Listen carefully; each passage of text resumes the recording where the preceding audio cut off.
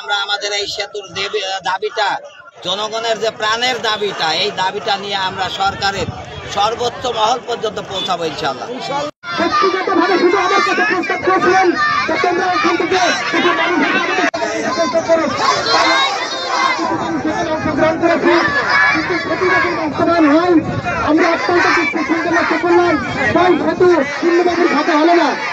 মাত্র রাজনৈতিক দলের নেতৃবৃন্দ, আসসালামু আলাইকুম। এই এলাকার মানুষের প্রাণের দাবি ঘোরাইতে একটা সেতু হতে হবে।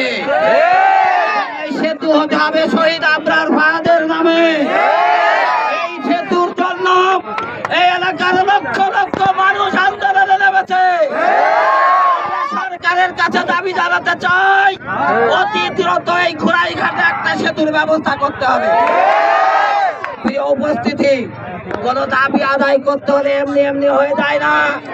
আজকের এই মানববন্ধনই শেষ না, আরো আন্দোলন করা হবে।